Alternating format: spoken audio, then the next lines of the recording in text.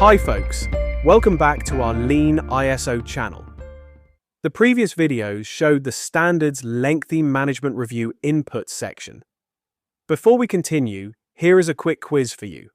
Please comment on what significant process the standard missed in the previous clause.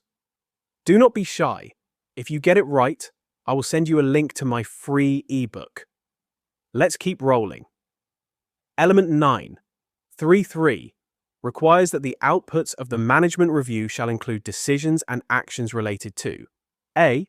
Opportunities for improvement, B. Any need for changes to the quality management system, and C.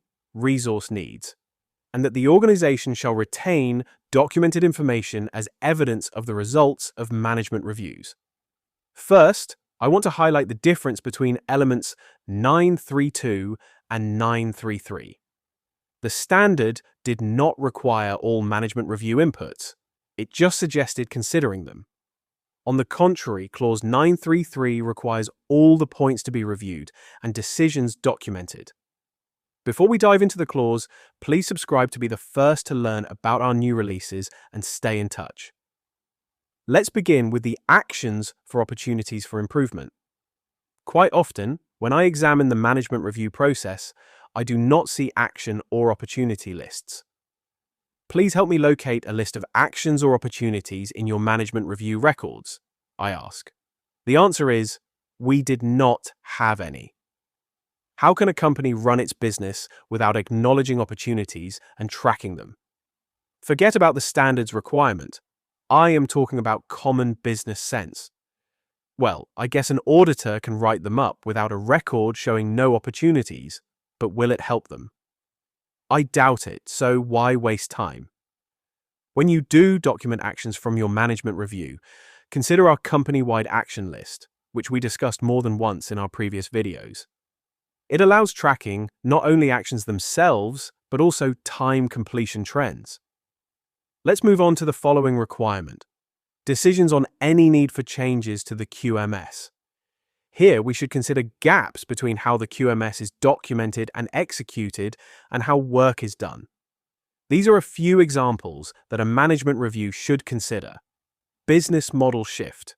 Your organization moves from make to stock to make to order, or from regional delivery to international expansion. System or platform changes. An ERP switch or implementation, a new CRM, or a digital document control system is rolled out. Existing QMS procedures may not reflect the new system workflows. KPI trends show systemic weakness.